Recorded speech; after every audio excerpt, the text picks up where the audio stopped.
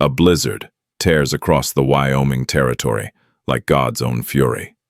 And through that white hell rides a man who doesn't yet know he's about to deliver more than supplies. He's about to deliver a baby that isn't his for a woman he's loved in silence for 2 years, while her brutal husband's ghost still haunts every corner of her cabin.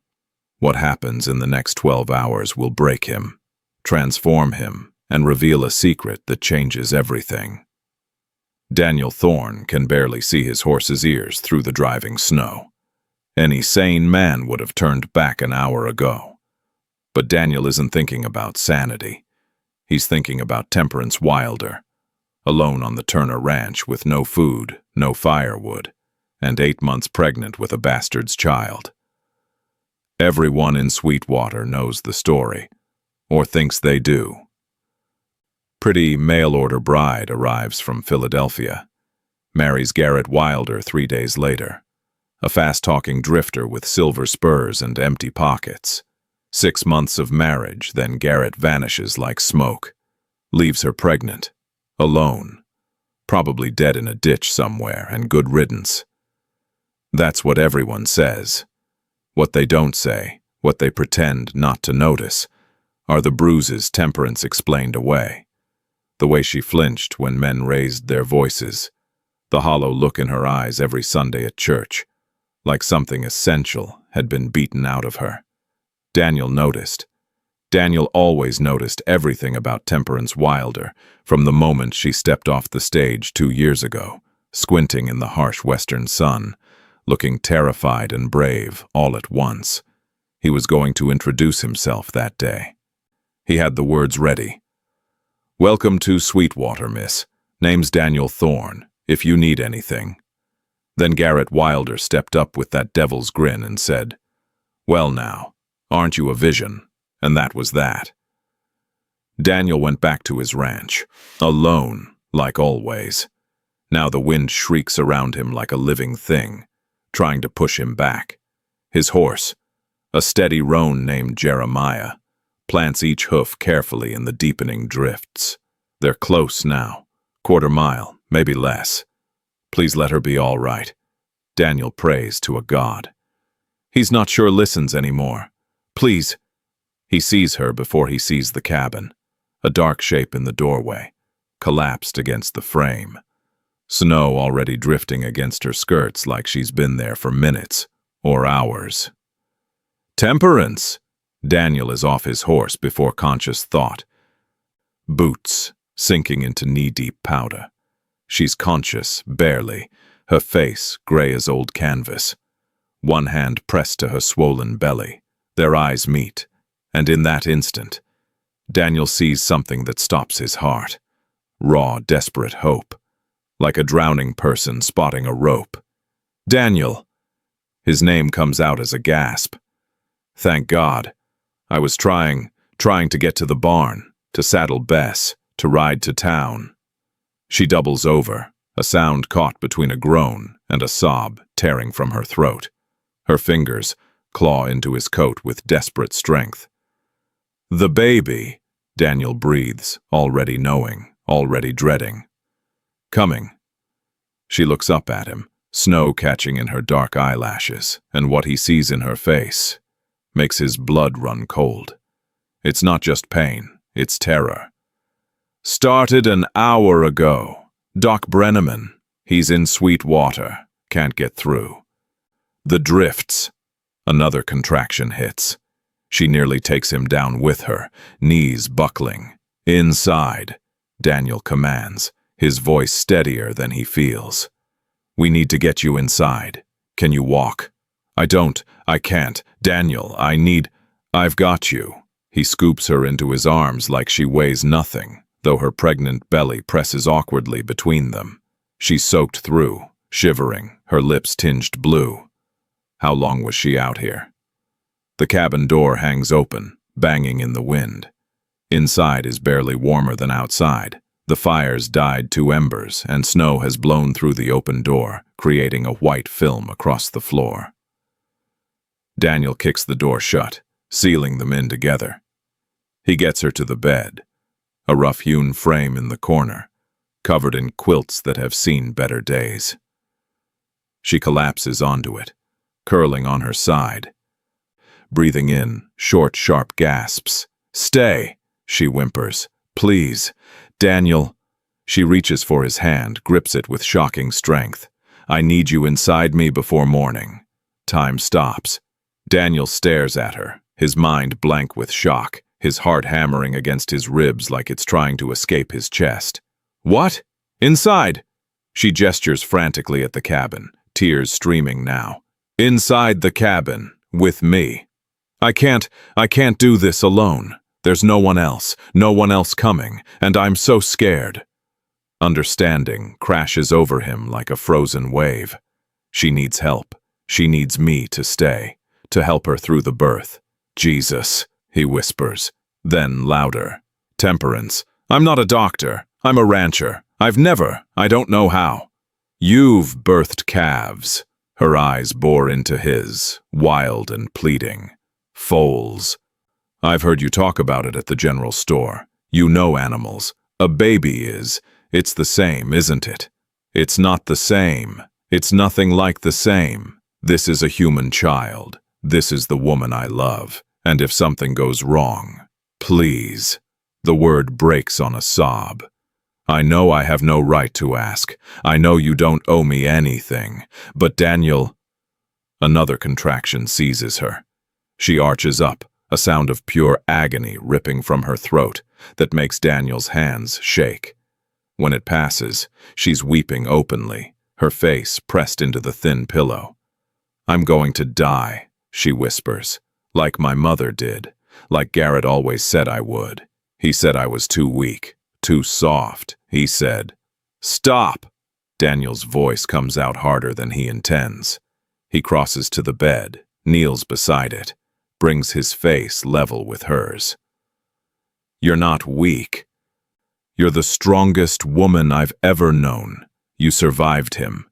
You're going to survive this. But I'm staying."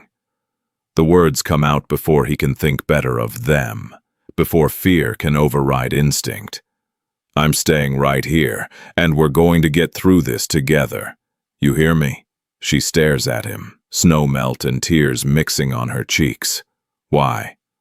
The question hangs in the air between them, heavy with 2 years of unspoken things. "Because I've loved you since the moment I saw you. Because every day of your marriage was torture, watching him with you, knowing what he was doing behind closed doors. Because I'd walk through hellfire if you asked me to. Because you need help," he says instead. "And I'm here." She closes her eyes, fresh tears leaking from beneath her lids. "Thank you," she breathes. "Thank you. Daniel." He stands, forcing himself into motion. Action is better than thinking. Thinking leads to panic. "First things first. I need to get the fire going. Get you warm, then we'll..." He swallows hard. "We'll figure out the rest."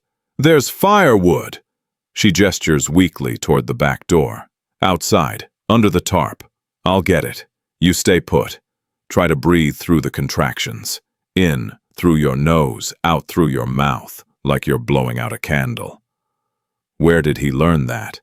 His mother, maybe, 20 years ago when his sister was born, before she died 3 days later, tiny and blue and silent. Don't think about that. Don't think about death. Think about life, about getting Temperance and this baby through the night. He finds his coat, heads for the door, then stops, turns back. Temperance is watching him with those dark, desperate eyes. "I'm coming right back," he promises. "I'm not leaving you." "I know." She touches her belly, protective and afraid. "I trust you, Daniel Thorne, more than I've ever trusted anyone." The words hit him like a physical blow. She trusts me. She's placing her life, and her baby's life, in my hands. He steps out into the howling blizzard, and the wind tries to tear him apart. But all he can think is, "I can't fail her. Whatever happens tonight, I cannot fail her." Behind him, through the cabin walls, he hears Temperance cry out again. The longest night of his life has just begun. What Daniel doesn't know yet. This birth will nearly kill them both. What he doesn't know, the secrets Temperance will reveal between contractions, will change everything he thought he knew. And what neither of them knows. By morning, when that baby finally arrives, Daniel Thorne will be weeping, not from grief, but from a trust so profound it will reshape his entire future. But first, they have to survive the night. What Daniel Thorne doesn't understand yet, what he can't understand until he lives through it, is that the next 6 hours will strip away every illusion he's ever had about strength, about courage, about what it means to truly love someone. 3 times tonight he'll think Temperance is dying. Twice he'll pray for God to take him instead. And once, just once, she'll tell him a truth so devastating it will bring him to his knees. But we're getting ahead of ourselves. Right now it's 8 p.m. on Christmas Eve, and Daniel is about to learn that bringing life into the world is harder than anything he's ever done. The fire roars back to life, casting wild shadows across the cabin walls. Daniel moves through Temperance's small home like a man preparing for battle, because that's what this is. A battle against nature, against time, against the very real possibility that come morning, he'll be burying someone he loves. Don't think like that. Focus.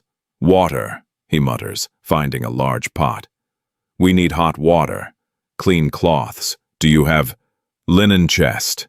Temperance gasps from the bed, one hand gripping the headboard. By the window, old sheets, you can tear them. Oh God. She curls in on herself, teeth gritted, a low moan building in her throat. Daniel checks his pocket watch. 5 minutes since the last contraction. They're getting closer. He tears sheets into strips, his hands shaking despite his best efforts. Through the window, the blizzard rages on. Solid white, impenetrable. No help coming, no doctor, no midwife, no experienced woman to tell him what to do. Just him and Temperance, and a baby that wants to be born in the worst storm Wyoming's seen in a decade. Daniel. Her voice is small, frightened. I need to tell you something. About Garrett. He crosses to her, kneels by the bed. You don't have to. I do. Her eyes find his, and there's something raw in them. Something that's been festering. Everyone thinks he left because he was a coward, because he didn't want a baby. Temperance. He left because I told him I'd kill him if he stayed. Silence. Just the wind howling and the fire crackling. Daniel stares at her. What? She laughs, bitter and broken. You look shocked. Saint Temperance, threatening murder. But you don't know what it was like. What he did. Another contraction builds. He can see it in the way her body tenses, the way her breathing changes. Don't talk, he says gently. Save your strength. No! She grabs his wrist. You need to know. You need to know what you're helping. Who you're helping. The contraction hits. She bears down, groaning, her nails digging into his skin. Daniel counts silently. 20 seconds, 30, 40, before it releases her. She collapses back, sweat beading on her forehead despite the cold that still lingers in the cabin. The bruises you saw, she whispers. Those were the ones I couldn't hide. There were others, worse ones, and it wasn't just his fists. Daniel's jaw clenches so hard his teeth ache. When I told him about the baby, he laughed. Said it probably wasn't even his. Said I was a whore who'd probably been spreading my legs for half of Sweetwater. Her voice breaks. That's when I knew. If I didn't make him leave, he'd kill me. Or kill the baby. Or both. How did you? His gun. She meets his eyes. I waited until he was drunk. Put it to his head while he slept. Told him if I ever saw him again, I'd shoot him dead and tell the sheriff he tried to rape me. Who would they believe? The mail-order bride or the drifter everyone knew was trash. Jesus Christ! He left that night, Temperance continues. Took his horse and rode north. I haven't seen him since, and I'm not sorry. I'm not sorry at all. Daniel realizes he's still holding her hand. Realizes he hasn't let go. Good, he says quietly. You did what you had to do. That's not murder. That's survival. She starts to cry then, not from pain but from relief, from finally telling someone the truth. I thought you'd hate me, she sobs. I thought I could never hate you. The words come from somewhere deep, somewhere true. Never, Temperance. The contractions are coming every 3 minutes now. Daniel has helped Temperance into a clean nightdress. She insisted, embarrassed despite everything, and he turned his back while she changed, trying not to think about the intimacy of this moment, of how wrong it would be to notice her body when she's in agony. But now she's pacing, one hand pressed to her lower back, and he can see the fear growing in her eyes. Something's wrong, she gasps. It shouldn't hurt like this. Not yet. The baby, I can feel the baby, but it's not. It's not moving right. What do you mean? Not moving right. I don't know.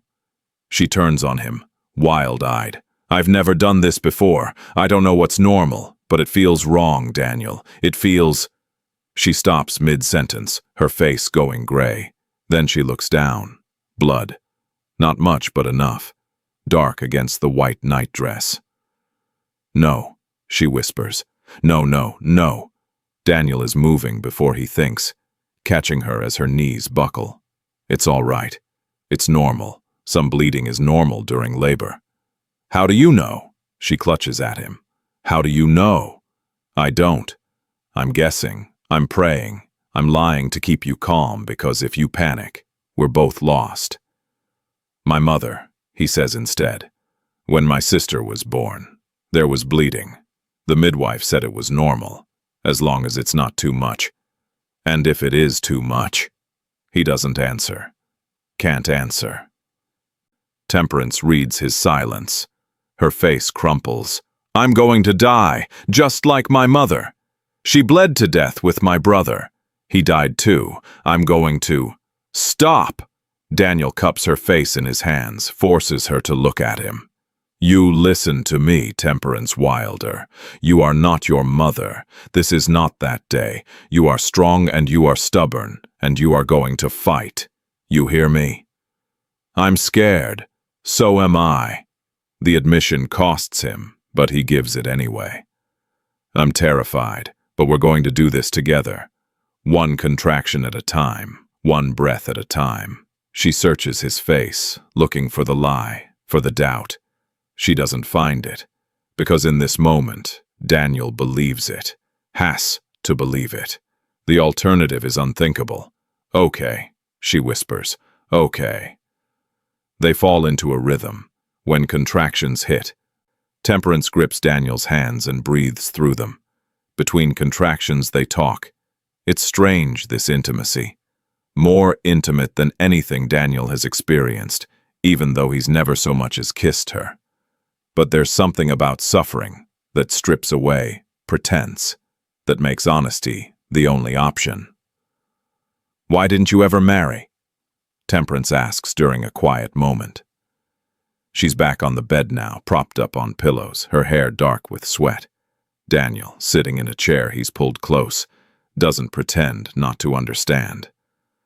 Never found the right woman. Liar. She says it without heat. Mrs. Chen tried to set you up with her daughter 3 times. Pretty girl, sweet. You never even called on her. Wasn't interested. Why not? He's quiet for a long moment. Outside, the wind shrieks. Inside, the fire pops and hisses. Because she wasn't you, he finally says. Temperance goes very still. What? The day you came to town. Got off that stage looking like you'd stepped out of a painting. I was going to introduce myself. Had the whole speech ready. He laughs, bitter. But I was too slow. Garrett was faster, smoother, had that silver tongue. Daniel, I watched you marry him 3 days later, stood in the back of the church, told myself I was happy for you, that you'd chosen what you wanted. I didn't choose him, Temperance breathes. I chose survival. I had $50 to my name and nowhere to go. He offered marriage, security. I thought it would be better than being alone. And was it? No. The word is stark, final. Being alone would have been paradise compared to what he put me through. Another contraction builds. Daniel can see it in the way her body tenses, in the way her breathing quickens. But before it hits, she grabs his hand. That day at the general store, she gasps, when you helped me carry flour to the wagon. You remember? I remember. How could he forget? Her hand brushed his when she took the bag. She'd smiled, really smiled, the first genuine expression he'd seen on her face in months. For a moment, the fear had left her eyes. I wished it was you, she confesses, her voice breaking as the pain takes hold. I wished I'd waited, wished I'd been braver, wished, oh God. The contraction peaks. She bears down, groaning, and Daniel holds her hand through it, his heart breaking and healing all at once. She wanted me. All this time she wanted me. I need to check the baby's position. Daniel says it reluctantly, after 2 hours of watching Temperance push with no progress. She's exhausted, barely conscious between contractions. The bleeding has increased. Not dangerously, not yet, but enough to worry him. What? She looks at him through half-closed eyes. The baby might be.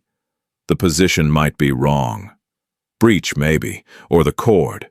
He stops, doesn't want to say it out loud. I need to check. Understanding dawns in her eyes, along with something else. Fear, but also trust. You've never... No! But I've done it with horses, with cows. It's not the same. It's nothing like the same. But what choice do we have? Temperance is quiet for a long moment. Then she nods. Do it, she whispers. I trust you. Those 3 words nearly undo him. Daniel washes his hands in the hot water, scrubbing until they're red. His heart pounds so hard he can hear it in his ears. His hands shake. Please, God, please let me do this right. Please don't let me hurt her. Talk to me, he says, kneeling at the foot of the bed. Tell me about Philadelphia. What was it like? She understands what he's doing. Distracting her, giving her something to focus on, besides the invasion of privacy, the indignity of this moment. Cold, she murmurs. But not like here. Wet cold. Gray. My father was a clerk. We lived in 3 rooms above a butcher shop. Daniel works carefully, gently, trying to remember everything he's ever learned about difficult births. Trying not to think about how wrong this feels, how unqualified he is. I had a younger brother, Temperance continues, her voice distant. Tommy. He died of scarlet fever when he was 6. My mother never recovered. Oh, I'm sorry, Daniel mutters. Almost done. His fingers find what he's looking for, the baby's head. But something's wrong, something wrapped around the cord. Jesus Christ, it's the cord. What is it? Temperance asks, reading his face. Daniel, what's wrong? He could lie, should lie, but they're past that now. The cord's wrapped around the baby's neck, he says quietly. That's why you can't push her out. I need to try to move it. And if you can't, he meets her eyes, sees the question she's really asking. Will my baby die? Then we'll figure something else out, he says, but I'm going to try. You ready? She nods, tears streaming down her face. Daniel prays harder than he's ever prayed in his life. And then he begins. His hands shake as he works, careful and terrified and desperate. Temperance is screaming now, a sound that will haunt his dreams forever. But he can't stop, can't hesitate, just like a foal. The cord was wrapped around that foal's neck and you fixed it. You can do this. You have to do this. His fingers slip. Once, twice. Temperance's scream chokes off. She's not breathing. Her eyes roll back. Temperance. He pulls back, terrified he's killed her. Temperance, stay with me, she gasps, a horrible rattling breath, her eyes focusing on his face. Don't stop, she wheezes. Don't you dare stop. He goes back in, finds the cord again, and this time, it moves. I've got it, he breathes. I've got it. Now push. Temperance, you need to push now. She bears down with a sound like the world ending. And then, a rush of fluid, a tiny head crowning, one more push and the baby slithers into Daniel's trembling hands, impossibly small and red and covered in blood and perfectly, miraculously, alive. She opens her tiny mouth and screams. Daniel weeps. Great shuddering sobs that come from somewhere he didn't know existed. He's crying so hard he can barely see, to place the baby on Temperance's chest, can barely cut the cord with the knife he's sterilized in the fire. She's here, he chokes out. You did it. God Almighty, Temperance, you did it. Temperance is crying too, touching her daughter's face with shaking hands, counting fingers and toes, marveling at the miracle they've created together. Outside, the first light of Christmas morning breaks through the storm. The blizzard is ending. They've survived. But the story isn't over, not even close, because in 3 days, when the doctor finally arrives, Temperance is going to tell Daniel something that will change everything, and the choice she offers him, the life she's asking him to consider, will be the hardest decision he's ever had to make. Stay with us, because what happens next? You won't believe it. You think the hard part is over. The baby's born. Mother and child are alive. Christmas morning has broken through the storm, golden and pure, like God himself is smiling down on this little cabin in the middle of nowhere. But here's what Daniel Thorne doesn't know yet. What he's about to discover in the most devastating way possible. Sometimes the hardest part isn't bringing life into the world. Sometimes the hardest part is deciding what you're willing to do to protect it. What comes next will test everything Daniel thought he knew about love, about sacrifice, about what it means to be a father. And it starts 3 days later, with 7 words that will haunt him forever. The storm breaks on the 2nd day. By the 3rd, Doc Brenneman finally makes it through from Sweetwater, his wagon fighting through drifts that come up to the horses' chests. He's a gruff man of 60, with hands that have delivered half the babies in Wyoming territory, and buried the other half. Daniel is chopping wood behind the cabin when the doctor arrives. He's been staying in the barn, sleeping in the hayloft, coming in only to tend the fire and bring Temperance food. Keeping his distance, maintaining propriety, even though every fiber of his being wants to be inside that cabin, watching over them, making sure they're safe. Mr. Thorne. Doc Brenneman climbs down from his wagon, black bag in hand. Heard you played midwife Christmas Eve. That true? Didn't have much choice. Daniel sets down his axe. She was dying. Baby wouldn't come. The doctor studies him with shrewd eyes. But they're both alive. Yes, sir. Then you did something right. He heads for the cabin door, then pauses. You might want to come in for this. Mrs. Wilder asked for you specifically. Daniel's heart does something complicated in his chest. Inside, Temperance sits in the rocking chair by the fire, the baby, Noel Grace she's named her, sleeping in her arms. She looks up when they enter, and the expression on her face makes Daniel's breath catch. She looks terrified. Doc Brenneman! Her voice is steady, but Daniel can hear the tremor underneath. Thank you for coming. Should have been here 3 days ago. The doctor sets his bag down, begins his examination. Let's see this miracle baby everyone's talking about. What follows is the longest 20 minutes of Daniel's life. He stands by the door, hat in hands, watching as Doc Brenneman checks Noel from head to toe. Listens to her heart, examines her eyes, her reflexes, then turns his attention to Temperance, checking her stitches.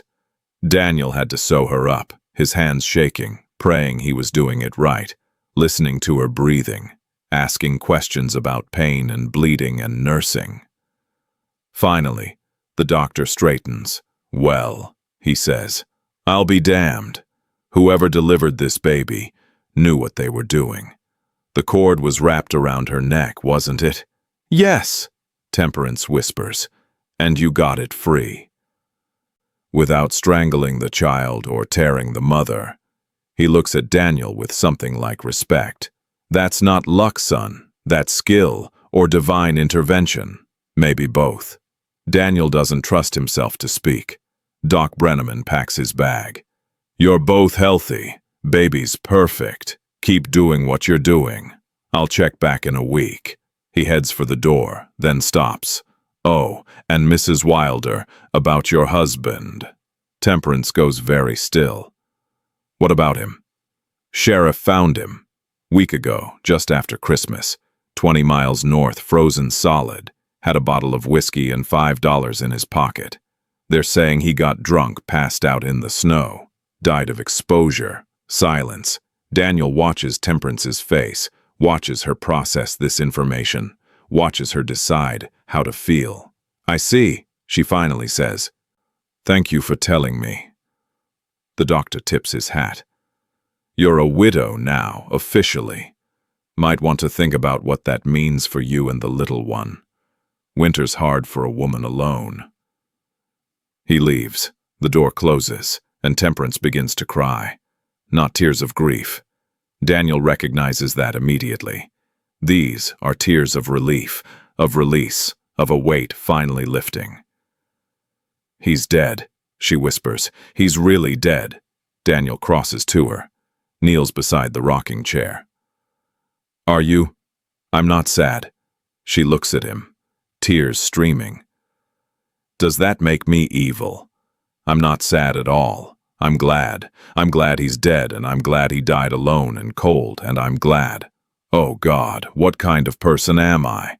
"Human," Daniel says quietly. "You're human, Temperance." She rocks Noel, the baby stirring slightly but not waking. For a long moment, neither of them speaks. Then, "I need to tell you something. About Garrett," Temperance continues. "About the baby." Daniel's stomach drops. "You don't have to. She's his." Temperance's voice is flat. "Biologically. I know what people think. That maybe she isn't. That maybe I was unfaithful. But she is. I was never with anyone else. Only him. Okay." Daniel doesn't understand why she's telling him this, why it matters. But he's not her father. Temperance looks down at Noel, her expression fierce and tender all at once. A father is someone who's there, someone who cares, someone who holds your hand through the darkest night and doesn't let go. Daniel's throat tightens. "You brought her into this world," Temperance whispers. "Your hands were the first to hold her. Your voice was the first she heard. You saved her life. Daniel, you saved both our lives. Anyone would have—" "No." She looks at him now, and there's steel in her gaze. "Not anyone. You. Because you're good, because you're kind, because you've loved me from a distance for 2 years, and never once made me feel unsafe or pressured or afraid." The words hang in the air between them. "I'm asking you something," Temperance says. "And you need to understand I'll respect whatever answer you give. I won't hold it against you, but I need to ask." "What?" Daniel's voice comes out rough. "Be her father." The world stops spinning. "What? Not just in name, in every way that matters." Temperance is crying again, but her voice stays steady. "Garrett gave her life, but he would have destroyed it. You gave her life. You fought for it. You bled for it. She gestures to his hands, still scarred from the cord burns. And I know it's not fair to ask. I know you didn't choose this, but Daniel. She stands, crosses to him, and places Noel in his arms. The baby weighs nothing, everything. She opens her tiny eyes, dark blue, unfocused, and makes a small sound. Her miniature hand wraps around his finger with surprising strength.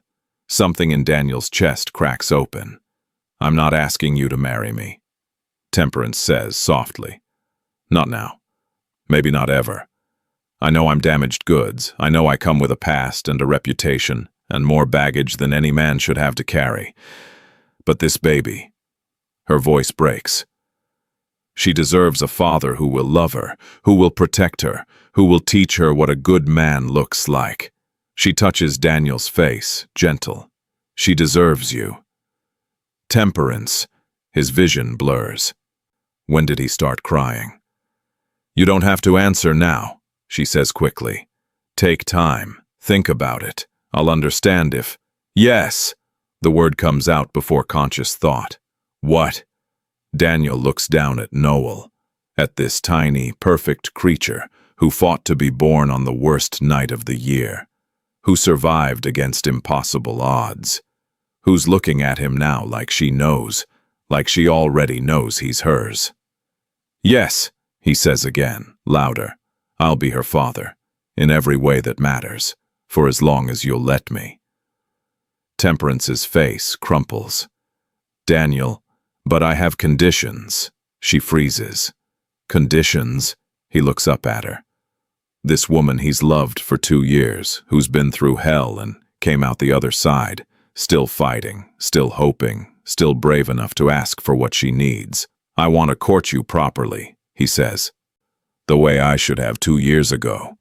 I want to take you to church socials and buy you peppermints at the general store and sit on your porch and talk until the stars come out. I want to do this right. You don't have to. And when enough time has passed, when you're ready, not when the town says you should be. I want to marry you. The words flow now, unstoppable. I want to give Noel my name. I want to give you both my name. I want to wake up every morning knowing you're safe, that you're mine, that no one will ever hurt you again. Temperance is sobbing now, great heaving gasps that shake her whole body. Is that a yes? Daniel asks, a smile breaking through his tears. You idiot! She's laughing and crying at the same time. You beautiful, wonderful idiot. Of course it's a yes. The wedding is small, just the preacher, Doc Brenneman, Mrs. Chen and her daughter, and a handful of folks from town who've watched Daniel court Temperance all through the spring, who've seen him at her cabin every evening, sitting on the porch, talking while Noel sleeps, who've watched him bring wildflowers and fix her fence and teach her how to shoot a rifle. Just in case, he says, though they both know what he means. Just in case someone like Garrett ever comes around again.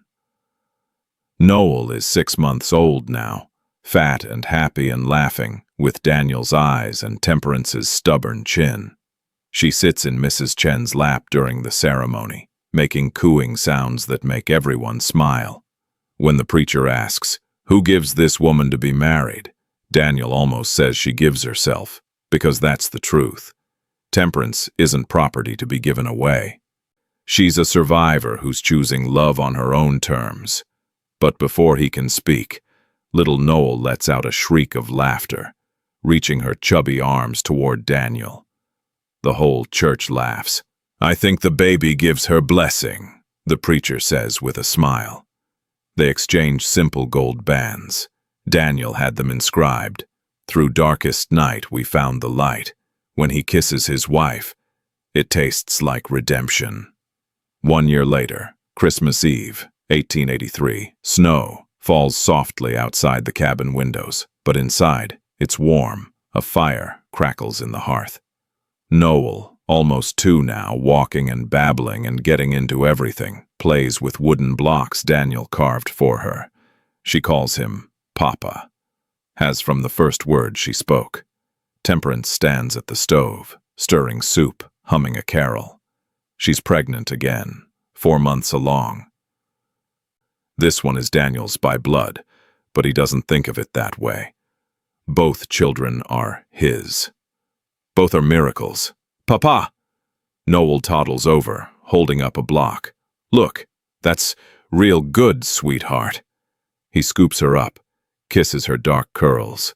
She smells like milk and wood smoke and home. Temperance turns from the stove, and the look on her face makes Daniel's breath catch. Even after a year of marriage, she still looks at him like he hung the moon. You know what day it is? She asks softly. Christmas Eve. 2 years ago tonight. I know. He sets Noel down, crosses to his wife, pulls her close. 2 years ago tonight you scared me half to death. Made me deliver a baby in a blizzard. Changed my entire life. She laughs against his chest. Regret it? Not even a little bit. They stand there, wrapped around each other, while Noel plays at their feet and snow falls outside and, somewhere in the distance, church bells ring in Christmas. Thank you, Temperance whispers, for staying, for choosing us, for being exactly who we needed. No, Daniel says, kissing the top of her head. Thank you, for being brave enough to ask, for trusting me, for giving me a family when I thought I'd always be alone. Noel tugs on his pant leg. Papa, up! He picks her up. Temperance wraps her arms around them both. And in that moment, Daniel Thorne understands something profound. Family isn't about blood. It's about the people you'd ride through a blizzard for. The ones you'd stay up all night with, terrified but determined. The ones who trust you with their darkest moments and their greatest joys. It's about choosing each other, every single day, even when it's hard. Especially when it's hard. Merry Christmas, he murmurs. Merry Christmas, my love, Temperance replies. Outside, the snow falls soft and pure, covering the old scars of the earth with something new, something beautiful, something that looks an awful lot like hope. 20 years later, Noel Grace Thorne will stand in this same cabin, showing her own daughter the bullet scar in the doorframe, the one from the night her mother threatened Garrett Wilder with his own gun. Your grandmother was the bravest woman I ever knew, she'll say, and your grandfather, he wasn't my father by blood, but he was my father in every way that mattered. He taught me what love looks like, what strength looks like, what it means to choose family. She'll tell her daughter about the Christmas Eve blizzard. About how a cowboy loved a ranch girl so much he delivered her baby with his own trembling hands. About how sometimes the greatest love stories don't start with a kiss. They start with a choice. The choice to stay when everyone else would leave. The choice to love when love seems impossible. The choice to be a father to a child who isn't yours by blood, but is yours in every way that matters. And in telling this story, Noel will ensure that her father's legacy, the legacy of Daniel Thorne, the man who loved so deeply he wept at the miracle of birth, lives on. Because some stories are too important to forget. Some love is too powerful to fade. And some families, the ones we choose, the ones we fight for, the ones we build from broken pieces, are the strongest families of all. So the next time someone tells you that family is only about blood, that fathers are only the men who share your DNA, that love has to look a certain way, remember Daniel and Temperance. Remember Christmas Eve, 1882.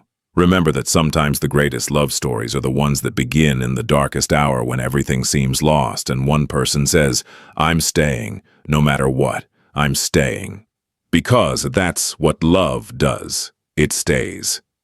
If this story moved you, if you felt every moment of Daniel and Temperance's journey, I need you to do 3 things right now. Smash that subscribe button, because I've got dozens more stories like this one. Tales of love and survival, of courage and redemption, of people who fought impossible odds and won, and you don't want to miss a single one. Drop a comment and tell me, what was your favorite moment? Was it when Daniel agreed to help deliver the baby, when he freed the cord and saved Noel's life, or when Temperance asked him to be a father, and he said yes without hesitation? I read every single comment, and your thoughts inspire the next stories I tell. Share this video with someone who needs to hear it. Someone who's going through hard times. Someone who needs to be reminded that broken things can be made whole again.